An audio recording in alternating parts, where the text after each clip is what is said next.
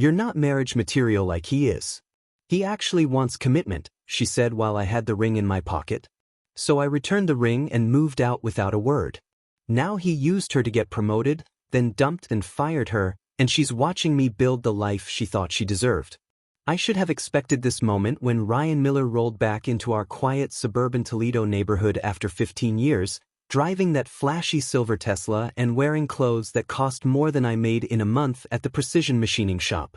I'm Curtis Hayes, 36 years old, and I'd been married to Samantha for 9 years of what I thought was solid, dependable happiness. We lived in a modest ranch house on Maple Street that I'd spent 3 years renovating room by room, installing hardwood floors I'd refinished myself and updating the kitchen with cabinets I'd built in my garage during winter weekends. The basement had become my personal machine shop where I crafted custom parts for vintage motorcycle restorations and local manufacturing projects, equipped with a Bridgeport mill I'd restored and a lathe that had belonged to my grandfather. Samantha worked as an office manager at Dr. Peterson's dental practice downtown, handling scheduling and insurance claims with the kind of organized efficiency that had first attracted me to her during college. We had our comfortable routines, coffee together every morning before work while listening to NPR, Friday night movies on our old sectional couch with takeout from Chang's Kitchen, weekend projects around the house, or trips to the farmer's market where Samantha would buy ingredients for her weekend cooking experiments.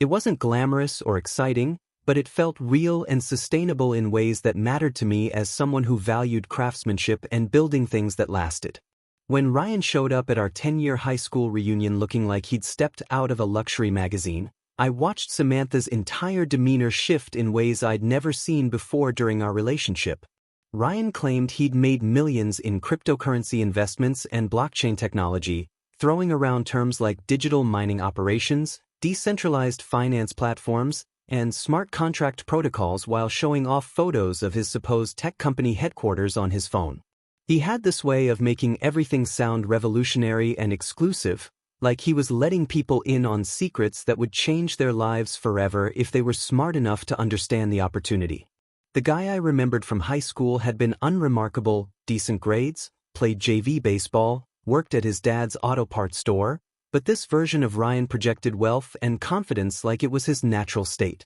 Within a week of the reunion, Samantha mentioned that Ryan had reached out to catch up over coffee, and I didn't think much of it since she'd reconnected with several old friends from school, including her former lab partner Jessica and her college roommate sister. But the innocent coffee meetings at the downtown Starbucks became elaborate dinner conversations about his business ventures at expensive restaurants I'd never heard of, and those evolved into weekend trips to tour his facilities and meet his investment partners in Columbus and Cleveland. Samantha started using phrases I'd never heard from her before, talking about building generational wealth and thinking bigger than our current circumstances, questioning whether we were being too conservative with our financial planning and life goals. She'd come home from these meetings with this restless energy, like she was seeing possibilities that had been invisible to her before, pacing around our living room while describing Ryan's latest project or upcoming expansion into international markets. The change wasn't sudden enough to alarm me initially, especially since I'd always encouraged her to pursue friendships and interests outside our marriage,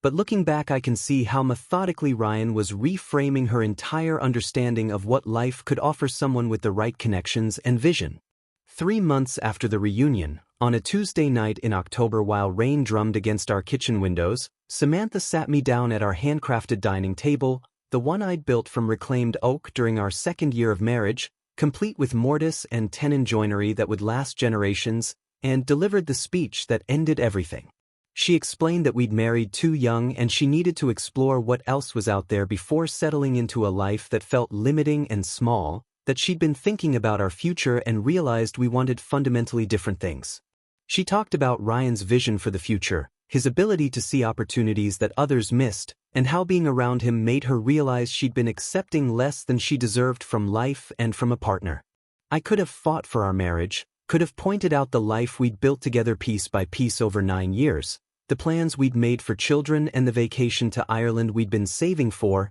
the way we'd supported each other through her father's cancer diagnosis and my mother's hip replacement surgery. But something about her tone and the way she avoided eye contact told me this wasn't a conversation or a plea for change, It was a notification about a decision she'd already made. Instead of arguing or begging or making promises to be different, I simply agreed that if she felt we weren't right for each other, we should end things cleanly and respectfully before we started resenting each other. The look of surprise on her face when I didn't resist or demand explanations told me everything I needed to know about what she'd expected from me and how little she'd thought through the practical consequences of what she was asking for. Within 2 weeks, we'd filed for divorce with a mediator who helped us divide our modest assets fairly, and I'd helped her pack her belongings into neat boxes that Ryan's moving crew transported to her new luxury downtown loft with floor-to-ceiling windows and a view of the Maumee River. Samantha kept half our savings, about $18,000, along with her Honda Civic and personal possessions,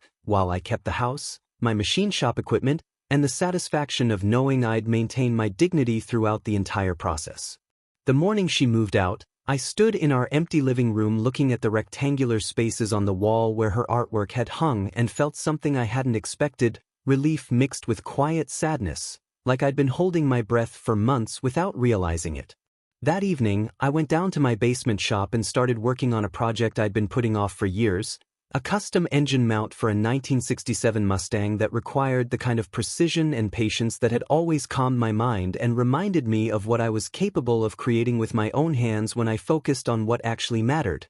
The transformation in Samantha's social media presence over the following months was something to behold, like watching someone create an entirely new identity based on someone else's bank account. Her Instagram feed became a carefully curated showcase of exotic vacations to places I'd only seen in travel magazines: crystal blue waters in the Bahamas, 5-star resorts in Costa Rica, wine tastings in Napa Valley where a single bottle cost more than our old monthly grocery budget. Every photo showed her in designer clothes I'd never seen before, holding champagne glasses in restaurants with names I couldn't pronounce, posing next to Ryan's Tesla or standing in front of what he claimed was his company's headquarters, a sleek glass building downtown that looked more impressive in photos than I remembered it being in person. Her friends filled the comment sections with heart emojis and remarks about how she'd finally found someone who matched her worth, how she looked happier than they'd ever seen her, how she deserved this kind of treatment after settling for so long. Meanwhile, I settled into single life with a sense of relief I hadn't expected, like taking off shoes that had been too tight for years without realizing it. I converted Samantha's old craft room into additional workspace for my machine shop projects, finally having room to spread out the motorcycle parts and manufacturing equipment I'd been cramming into the basement. The freelance work I'd been doing on weekends expanded naturally into something more substantial as word spread through Toledo's classic car restoration community about the precision of my custom fabrication. Old-timers who'd been struggling to find replacement parts for vintage Mustangs and Camaros started bringing me projects that required the kind of attention to detail that mass-produced parts couldn't provide. I found myself working on everything from custom exhaust manifolds to rebuilt transmissions, charging fair prices for work that had become genuinely enjoyable without the constant background stress of wondering whether I was disappointing someone by not being ambitious enough. The house felt more like home than it had in months, organized around my actual needs and interests rather than trying to accommodate someone who'd grown increasingly restless with our quiet suburban life. 3 months after the divorce was finalized, Samantha's mother called me on a Tuesday evening while I was cleaning metal shavings from my lathe after finishing a custom clutch housing for a 1969 Chevelle. Mrs. Patterson had always been kind to me during our marriage, treating me like the son she'd never had, and I could hear genuine concern in her voice when she asked if we could talk privately about Samantha's situation. She explained that while the photos and vacation posts made everything look perfect, Samantha had been calling her with increasing frequency, usually late at night, expressing anxiety about finances and Ryan's business demands that she didn't fully understand. Apparently, Ryan had been pressuring her to invest her divorce settlement money into his cryptocurrency ventures, claiming it would triple in value within 6 months, and she'd been losing sleep over whether to trust him with that level of financial commitment. Mrs. Patterson wanted to know if I thought she should encourage Samantha to be more cautious, or if I had any insight into Ryan's actual business operations based on what I'd observed during their courtship period. I told her honestly that I'd deliberately avoided learning details about Ryan's work because it wasn't my business anymore, and that while I hoped Samantha would be careful with major financial decisions, I couldn't and wouldn't try to influence her choices from a distance. When Mrs. Patterson pressed me about whether I thought there might be room for reconciliation if things didn't work out with Ryan, I gently but firmly explained that our marriage had ended because we wanted fundamentally different things from life, and that regardless of what happened with her new relationship, those fundamental differences hadn't changed. It was one of the more difficult conversations I'd had since the divorce, balancing my genuine care for a woman who'd been like a mother-in-law to me with the necessity of maintaining healthy boundaries around a situation I could no longer control or influence. Around the same time, I had a chance encounter at Miller's Auto Parts that provided an unexpected window into Ryan's actual business operations, though I didn't realize the significance at the time. I was picking up bearings for a transmission rebuild when I overheard two guys in coveralls discussing someone named Ryan who'd approached them about investing in digital currency mining. One of them, a mechanic named Dave who worked at the Ford dealership, mentioned that his cousin had done business with Ryan a few years earlier in Cleveland and had some concerns about the guy's methods, though he was vague about the specifics. The other man, who I recognized as working at the Chrysler plant, said Ryan had been persistent about getting him to attend some kind of presentation about blockchain technology, but that something felt off about the whole setup, like Ryan was trying too hard to convince people rather than simply explaining the opportunity. I almost introduced myself to ask more questions, but decided it wasn't my place to investigate my ex-wife's boyfriend, even if my instincts were telling me that Ryan's business might not be as legitimate as he claimed. Looking back, I wish I'd trusted those instincts and found a way to warn someone, though I'm not sure Samantha would have listened to concerns coming from me given how thoroughly Ryan had convinced her that I represented everything small and limiting about her previous life. Instead, I focused on building the life I actually wanted, one that revolved around craftsmanship, honest work, and the satisfaction of creating things that would last. The freelance machining work led to a contract with Henderson's Classic Car Restoration, where the owner appreciated my attention to detail and willingness to research original specifications for rare parts. I also started working with Tony's Motorcycle Garage, fabricating custom components for vintage Harleys and Indians that brought premium prices from collectors who valued authenticity over convenience. For the first time since college, I was making money doing work that felt meaningful and challenging, using skills I'd developed over years of patient practice in my basement shop. The financial stress I'd carried during the last year of my marriage gradually disappeared as I realized how much money I'd been spending on a lifestyle that had never really suited me, dinners at expensive restaurants I didn't enjoy, vacations to places I didn't want to visit, designer clothes that felt uncomfortable and impractical. Living according to my actual preferences and values turned out to be significantly less expensive and infinitely more satisfying than trying to keep up with standards that had been imposed from outside. The warning about Ryan proved prophetic 6 months later when my phone rang at 6 in the morning on a Saturday, displaying a number I didn't recognize. Samantha's voice on the other end sounded hollow and desperate in ways I'd never heard before, explaining that her phone service had been cut off and she was calling from a borrowed phone at a gas station. She begged me to meet her somewhere private because she needed help with something urgent and couldn't talk to anyone else about what had happened.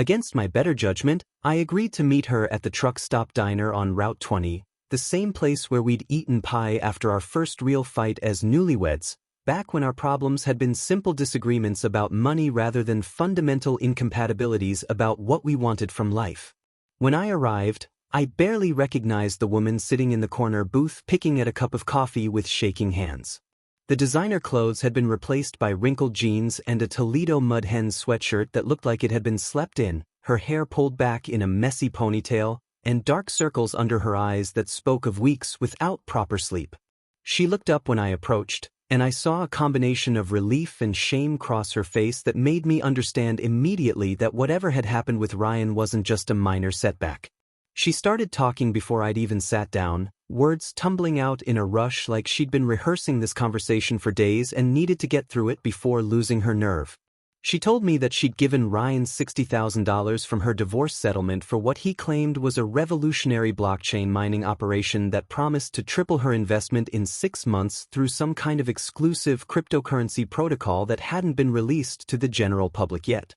The technology involved specialized computer servers that could mine digital currency more efficiently than existing methods, and Ryan had convinced her that getting in early would set them up financially for the rest of their lives. She'd been hesitant about investing such a large portion of her savings, but Ryan had shown her official-looking documents and taken her to tour the facility where the mining equipment was supposedly housed, a warehouse complex on the outskirts of town that hummed with the sound of expensive computers working around the clock. For the first 3 months, everything seemed legitimate, with Ryan providing monthly reports about mining progress and projected returns that showed her investment growing steadily according to their projections. But 2 weeks ago, she discovered that Ryan had been romantically involved with at least 3 other women who'd also invested substantial amounts of money in his various business ventures, and when she confronted him about the betrayal, he'd admitted that the mining operation didn't actually exist in the form he described. The warehouse she'd toured contained rented equipment that was moved from site to site for investor presentations,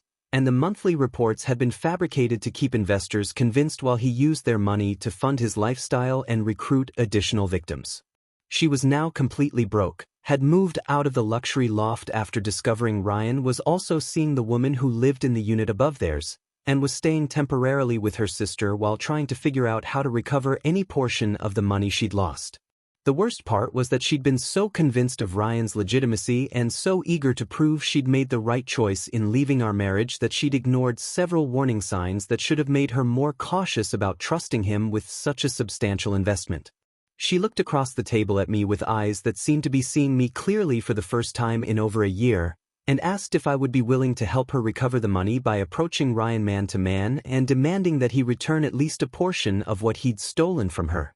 I sat there listening to her story, feeling a mixture of sadness and vindication that I tried not to let show on my face, because despite everything that had happened between us, I'd never wanted to see her genuinely hurt or taken advantage of by someone she trusted. But when she finished talking and looked at me expectantly, waiting for me to agree to confront Ryan on her behalf, I realized that this moment represented everything wrong with how she'd approached our relationship and its aftermath. I told her as gently as I could that I was sorry about what had happened to her, but that she'd chosen to leave our marriage specifically because she wanted to explore other options and build a different kind of life with someone who could offer her more than I could. She'd made that choice freely and enthusiastically, and while I genuinely hoped she could recover from this situation, I wouldn't be getting involved in trying to fix the consequences of decisions she'd made independently. She stared at me for a long moment, and I could see her processing the reality that the safety net she'd expected to fall back on was no longer available, that burning bridges had actual consequences that couldn't be undone with apologies or desperate phone calls. I left $20 on the table to cover both our coffees, told her I hoped things worked out for her, and walked back to my truck knowing that this would probably be the last real conversation we'd ever have. The true extent of Samantha's financial devastation became clear 2 weeks later when her college roommate Jessica called me on a Wednesday evening, explaining that she felt obligated to let me know what was really happening because the situation had become much worse than what Samantha had initially revealed during our diner conversation. Jessica had always been straightforward in ways that I appreciated, and she didn't waste time with pleasantries before explaining that Samantha hadn't just lost her divorce settlement money to Ryan's fake cryptocurrency scheme. According to Jessica, who'd been helping Samantha organize her financial records for potential legal action, the total damage was approaching $90,000 through a series of increasingly sophisticated scams that Ryan had orchestrated over the course of their relationship. In addition to the $60,000 blockchain investment, Samantha had co-signed a lease on what Ryan claimed was his corporate headquarters, a warehouse space that cost $1,200 monthly for equipment storage and server operations that never actually existed. She'd also given him access to her credit cards under the pretense that he needed to purchase specialized mining equipment and business software, resulting in $18,000 in charges for computer hardware that was either returned after investor presentations or never purchased at all. The most devastating loss had been an additional $15,000 in cash that she'd loaned him for server infrastructure costs and international business development, money that had supposedly been invested in expanding their operations to European cryptocurrency markets but had actually funded Ryan's lifestyle and recruitment of additional victims throughout the region. Jessica explained that Samantha was now facing bankruptcy and had been forced to move back into her childhood bedroom at her parents' house because she couldn't qualify for apartment rental anywhere in the city with her destroyed credit score and complete lack of savings. The luxury loft had been a short-term rental that Ryan had paid for initially but stopped covering once he'd extracted the maximum amount of money from their relationship, and Samantha's Honda Civic had been repossessed when she fell behind on payments after discovering the extent of her financial losses. What made the situation even more desperate was that Ryan had simply vanished after their confrontation, closing his fake business operations and disappearing from Toledo without leaving any forwarding address or contact information that might help authorities track him down. Jessica asked if I would consider meeting with Samantha's family to discuss providing some kind of financial assistance during this crisis, explaining that her parents were elderly and living on fixed incomes that couldn't support an adult daughter indefinitely, and that everyone was hoping I might be willing to help for humanitarian reasons despite our divorce. When I politely declined and explained that I couldn't become financially responsible for choices Samantha had made independently as an adult, Jessica's tone became more urgent and she revealed that Samantha's father had been calling around to mutual friends and extended family members trying to raise money for legal fees to pursue Ryan through civil court. Mr. Patterson had even approached Jessica about whether she thought I might accept $3,000 just to meet with Ryan and demand the money back man to man, apparently believing that intimidation might be more effective than legal action given Ryan's tendency to disappear when confronted with consequences. I told Jessica that I understood this was an extremely difficult situation for everyone involved, but that lending money or becoming involved in confronting Ryan would be inappropriate and potentially dangerous given that we were clearly dealing with someone who operated outside normal business and legal boundaries. Over the following weeks, the pressure campaign intensified as Samantha's family and friends launched increasingly desperate attempts to involve me in their efforts to recover the lost money. Her mother called twice asking if I'd reconsider helping with legal expenses, explaining that Samantha spent most days crying and had lost significant weight due to stress and guilt about what her poor judgment had cost the family. Her sister left voicemails suggesting that I had a moral obligation to assist someone I'd once promised to love and protect, and that my refusal to help was causing additional emotional damage during an already traumatic situation. Even some of our mutual friends reached out, asking if I realized how much Samantha was suffering and whether I thought my position was too harsh given the circumstances of what had happened to her. The most difficult conversation came when Samantha and her father showed up at my house unannounced on a Saturday morning while I was working in my shop, hoping to catch me in a more receptive mood than I'd shown during phone conversations. Mr. Patterson had always been a reasonable man during our marriage, and I could see the desperation in his eyes when he explained that they'd exhausted all other options and that Samantha's emotional state was deteriorating to the point where they were genuinely worried about her mental health and safety. He asked if there was any amount of money I'd consider lending them to help with basic living expenses while they pursued legal remedies, promising that they'd formalize any agreement with proper documentation and realistic repayment terms that wouldn't create financial hardship for me. Samantha stood behind him looking humiliated and defeated, unable to meet my eyes while her father essentially begged me to rescue her from consequences that she'd brought entirely upon herself through a series of choices that had prioritized luxury and excitement over basic financial prudence. I felt genuine sympathy for her parents, who were facing an impossible situation through no fault of their own, but I also knew that providing financial assistance would only enable the kind of thinking that had created this crisis in the first place. When I maintained my position that I couldn't and wouldn't become financially involved in resolving the situation, Samantha finally spoke up with anger and bitterness that revealed her true feelings about my refusal to serve as her backup plan. She accused me of enjoying her suffering, of being vindictive and cruel, of proving that I'd never really loved her because someone who truly cared wouldn't watch an ex-wife face financial ruin without offering assistance. Her father tried to quiet her, recognizing that emotional attacks weren't likely to change my mind, but Samantha was beyond caring about strategy or diplomacy. She demanded to know what I thought would happen to her if she ended up homeless or had to file for bankruptcy, and when I replied that she'd survived difficult situations before and would figure out how to rebuild her life like millions of other people who'd made financial mistakes, she became so agitated that I had to ask them both to leave my property and threatened to call the police if they returned without invitation. That evening, I sat in my shop running my hands over the smooth surface of a transmission case I'd been rebuilding, thinking about the difference between consequences and punishment, and why maintaining boundaries during someone else's crisis felt both necessary and heartbreaking at the same time. The dramatic vindication of my instincts about Ryan came 6 weeks later in the form of a coordinated federal raid that made the front page of the Toledo Blade and led the evening news on every local television station.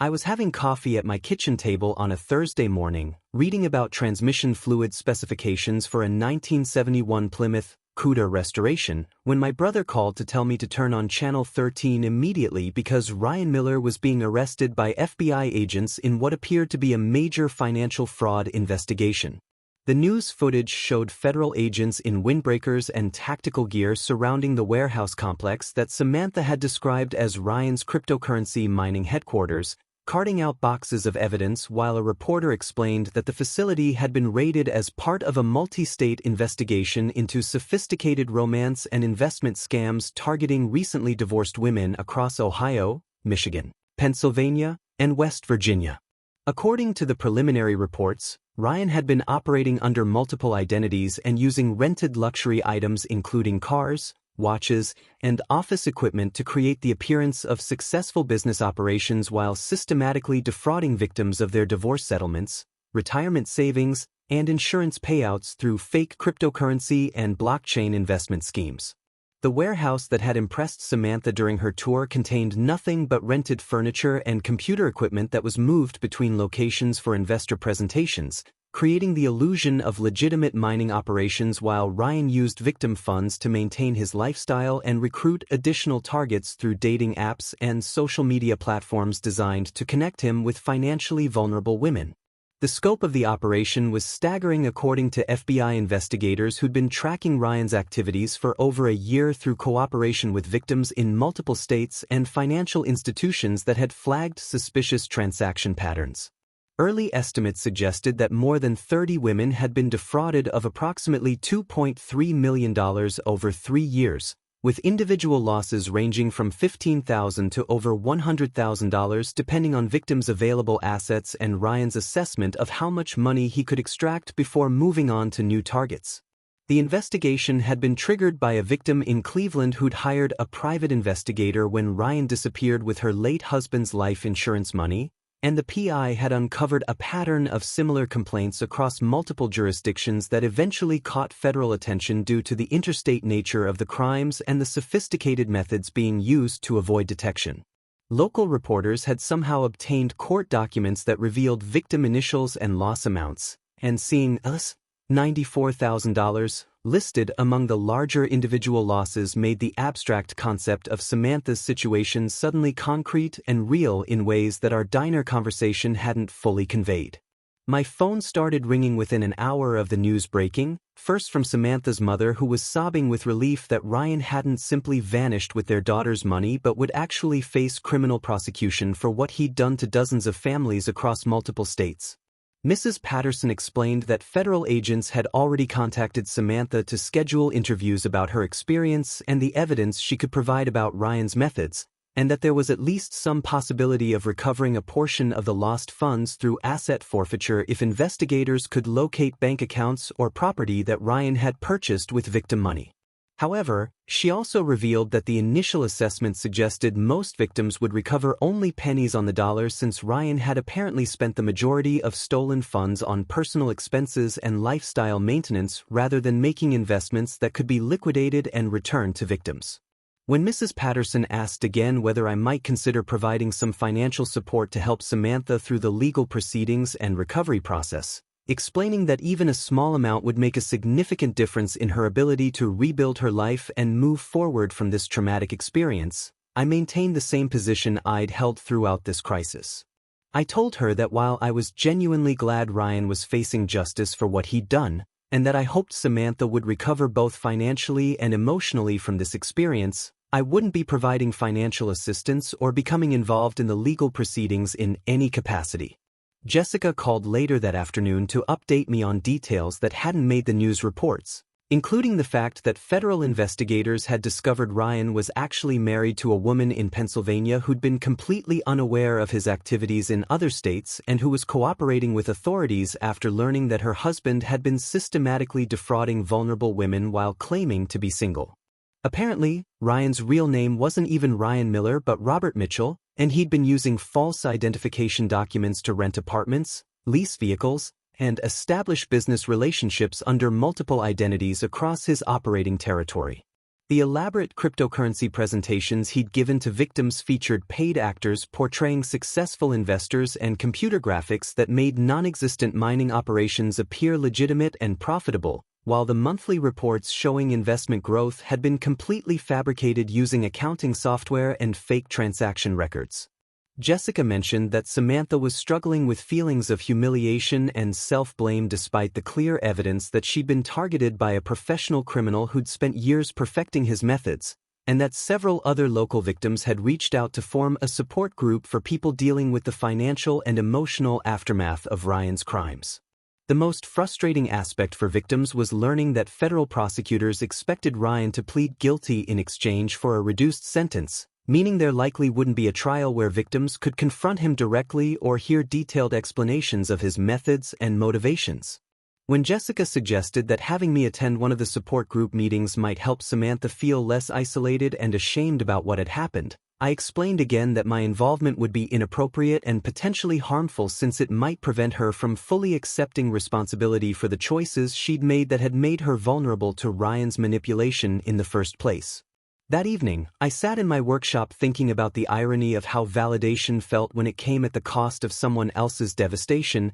and how being right about Ryan's character provided no satisfaction when the consequences of being ignored had been so severe for multiple families across several states who trusted someone they should have questioned more carefully. The media attention surrounding Ryan's arrest intensified over the following weeks as investigative reporters dug deeper into his methods and the scope of his operation, turning what had started as a local crime story into a cautionary tale about romance scams that attracted regional and even national coverage. Channel 7's investigative team produced a 3-part series called Digital Deception that featured detailed explanations of how Ryan had created fake cryptocurrency mining demonstrations using rented computer equipment and paid actors who portrayed successful investors sharing testimonials about their returns. The reporters had somehow obtained footage from Ryan's investor presentations, showing him in expensive suits pointing at computer screens displaying fabricated blockchain data while explaining investment opportunities that sounded sophisticated enough to fool people who weren't familiar with legitimate cryptocurrency operations. What made the coverage particularly devastating for victims was seeing how carefully orchestrated every aspect of Ryan's deception had been,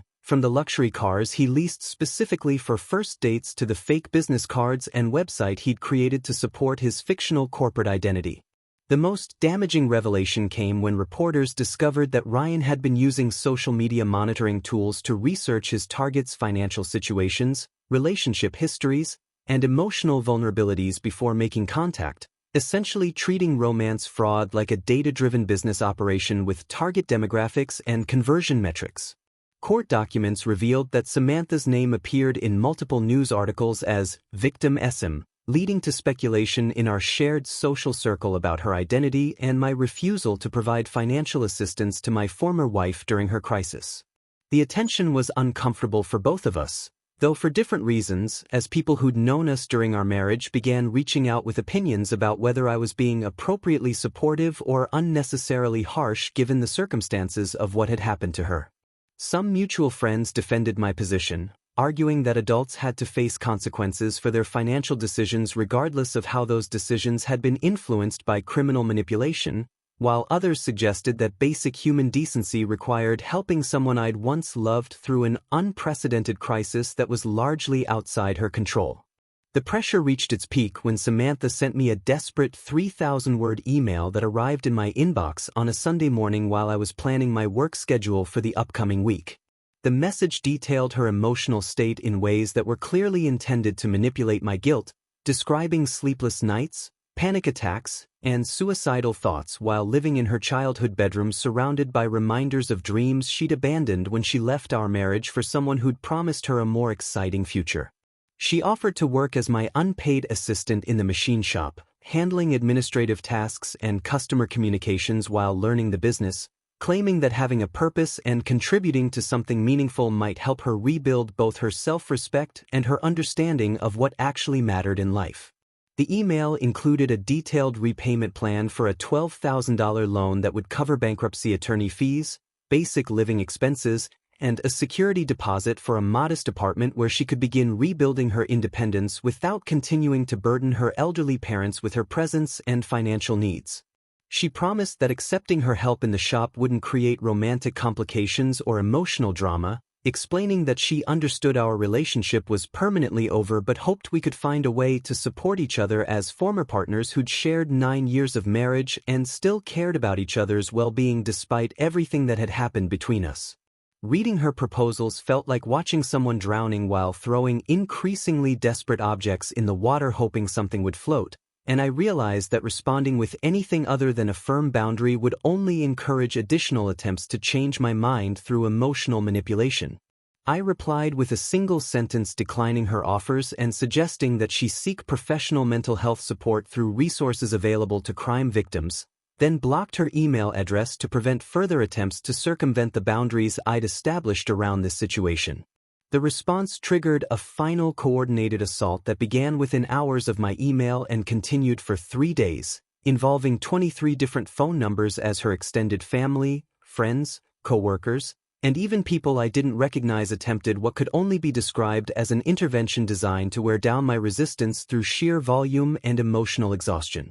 Her cousin called from Michigan explaining that Samantha had always spoken highly of me and that helping her now would demonstrate the kind of character that made people respect a man's integrity and moral courage. Former coworkers from the dental office left voicemails describing how Samantha used to talk about my kindness and reliability, suggesting that this crisis was an opportunity to prove that those qualities hadn't been destroyed by the pain of our divorce. Even her high school friends reached out, people I'd met only a handful of times during our marriage, asking whether I understood that Samantha's mistakes didn't erase the good years we'd shared or eliminate my responsibility to help someone who'd been genuinely victimized by a professional criminal. The harassment escalated until I was receiving calls every few hours from numbers I didn't recognize, each caller delivering variations of the same message about moral obligation, Christian charity, basic human decency, and the importance of forgiveness in moving forward from painful experiences. When I threatened legal action against anyone who continued contacting me about Samantha's situation, explaining that I'd documented the harassment and would file complaints with both local police and the phone company if it didn't stop immediately, the coalition finally disbanded and left me with the silence I'd been trying to maintain since this crisis began. The sudden quiet felt almost strange after weeks of constant pressure, and I realized that standing firm against that level of coordinated emotional manipulation had actually strengthened my confidence in the boundaries I'd established and the principles that guided my decisions about when helping someone actually helped them versus when it simply enabled poor judgment and unrealistic expectations about other people's obligations. 6 months after the harassment campaign finally ended, I found myself reflecting on the entire experience while working late in my shop on a custom intake manifold for a 1970 Boss 302 Mustang, one of the most challenging and rewarding projects I'd undertaken since expanding my freelance machining business into a full-time operation. The precision required for the vintage Ford specifications demanded complete focus and patience, qualities that had served me well not just in my work but in navigating the chaos that Samantha's situation had brought into my life. My business had grown beyond anything I'd imagined possible during my marriage, with contracts from Henderson's Classic Car Restoration, Tony's Motorcycle Garage, and a vintage Ferrari specialist in Detroit who'd heard about my reputation for recreating impossible-to-find parts with museum-quality accuracy. The financial security that came from doing work I genuinely loved, combined with the absence of someone constantly pressuring me to want more than what actually satisfied me, had created a sense of stability and contentment that I'd never experienced during the years when I was trying to build a life with someone who saw my contentment as lack of ambition.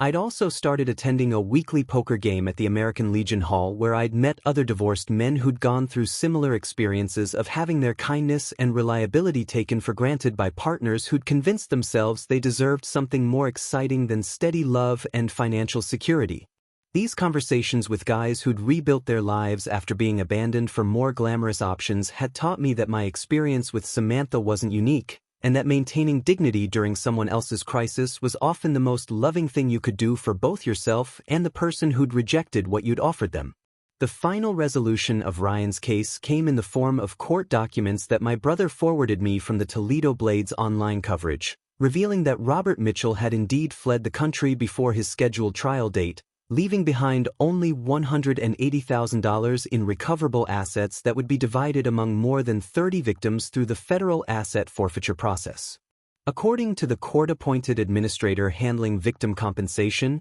individual recoveries would range from approximately $3,000 to $8,000 depending on documented losses, meaning that Samantha would receive roughly $5,400 back from her $90,000 loss to Ryan's sophisticated fraud operation. The mathematics of that recovery ratio was sobering, representing less than 6% of what she'd lost while chasing dreams of financial independence and luxury lifestyle that had never been grounded in realistic business opportunities or sustainable relationship dynamics. I learned through mutual acquaintances that Samantha had indeed filed for bankruptcy and moved to another state to live with relatives, working at a retail job while trying to rebuild her credit and start over somewhere that didn't carry constant reminders of the choices that had destroyed her financial security and forced her to accept help from family members she'd once considered too conservative and small-minded to understand her ambitions. Her social media presence had completely disappeared, and according to Jessica,